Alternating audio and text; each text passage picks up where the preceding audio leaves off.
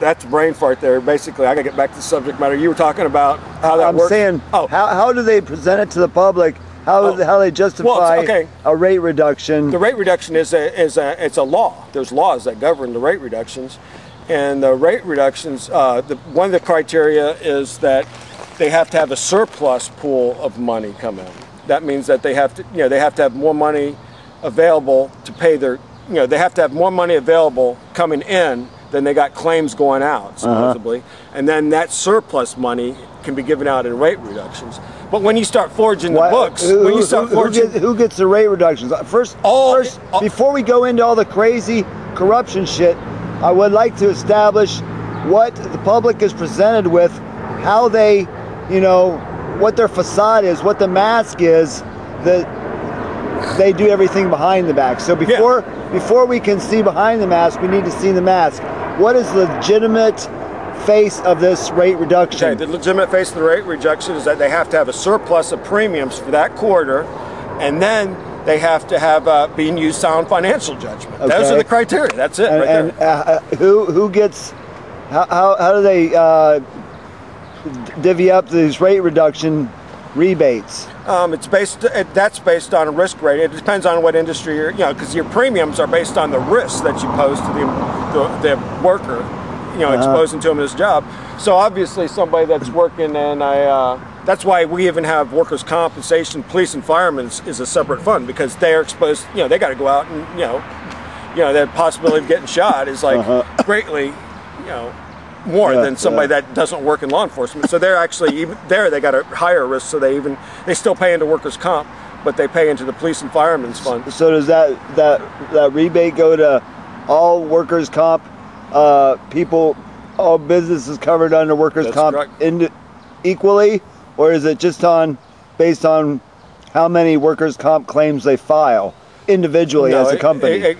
I know the way it's supposed to go. I don't assume it works that way, but the way that the rate reduction goes back to the employer, it goes back to the employer based on their good standing. If the employer's in good standing with workers' comp, meaning they got their outstanding claims don't show that they're a big risk, then they'll get a rate reduction back. You can still have that's the rules, but we don't know whether that works that way in practice. Everybody I'm dealing with, see, these are special people. I don't get the right treatment. I get special treatment, and they assign people to deal with me. And it turns out the people I'm dealing with are always either on dope, like my employer, or my employer that I got injured. He bought his way into this whole thing, and this is how they, it's a pay-to-play thing in workers' comp. If you're an employer and you're a drug dealer like my employer was, his name was Dr. John J. Pasistio, the medical board did a whole investigation after they yanked his license on his drug dealing activity, and he was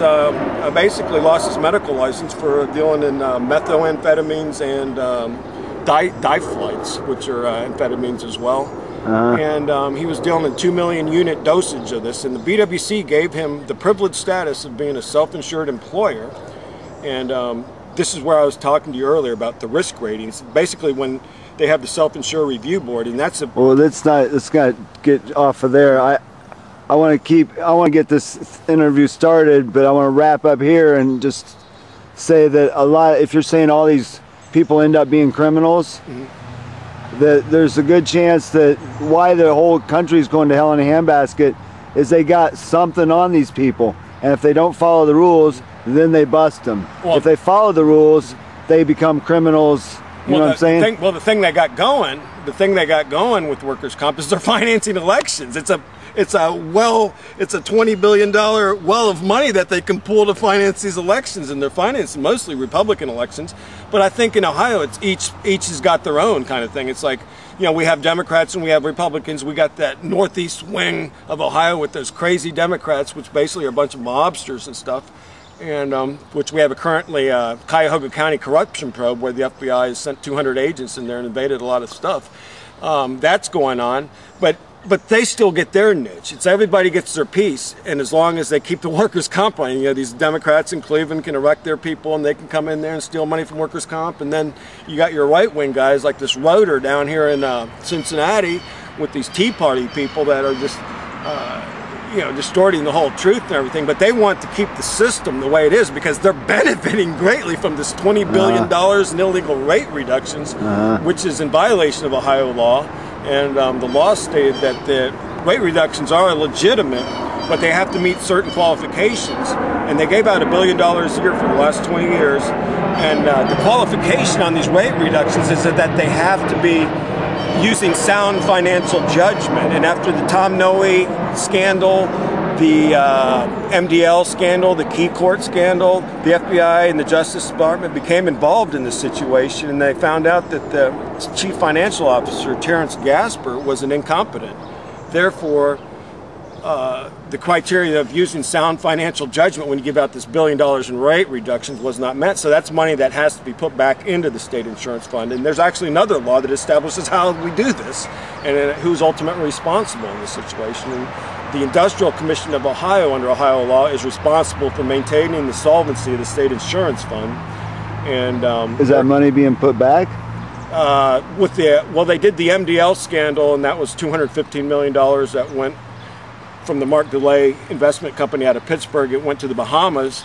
They took that guy to court, and what they ended up finding out was they took Mark DeLay to court, and he made a commitment of he could pay back maybe $5 million out of the $215 million. They made a commitment that he could turn back the $5 million out of the $215 million, but the law says that the Industrial Commission is responsible, and it's not Mark DeLay's fault. It's like Terrence Gasper was unqualified. The FBI had him on the stand, the U.S. attorneys had him on the stand in this Tom Noe CoinGate thing, and they determined he was an incompetent. That does not meet the criteria of a sound financial judgment here. So they returned 5 out of 250? He didn't even return anything yet. See, they got him in court, and he pledged that he might be able to get 5. Out of 215? Yeah, basically he's just got to liquidate his company and all his assets. And Tom Noe's got... No, this is Mark DeLay. They took Mark DeLay to court. He was the $215 million MDL scandal, which basically shipped money off to the Bahamas, which is a known organized crime type of situation. The IRS has been involved in the Bahamas for years. It's just like the Cayman Islands. It's a shelter, money haven for drug dealing and rip-off scams and financial scandals and hiding money and stuff. And that's what Cayman Islands, and that's what the Bahamas has been under scrutiny for years and years about. And it's no mystery that the money went to the Bahamas. It's like under Ohio law with the state insurance fund, that money was not supposed to leave the United States. But you know why they sent that money to the Bahamas? Because they knew they could get away with it. Because they control everything. And somehow the FBI and the Justice Department got involved in this thing. And that was when they started turning up, finding this Tom Noe with the Bob Taft CoinGate. We're illegally financing political campaigns here in Columbus, Ohio. All right. There's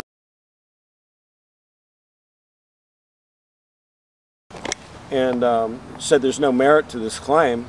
And then during that time, when I filed the appeal in Cincinnati, actually even picking up the paper and looking at it from when I filed the appeal, they ended up, there was a gentleman that turned up dead around the corner of my house, and he was a Mr. Davis. He owned Gateway Management Services Company of Dublin, Ohio, doing disability exams for Ohio workers' comp, shot in a crack deal gone bad.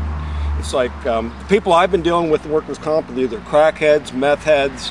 I was being kept out of the building by a former gentleman who was responsible for a lot of state security, outside security for the state.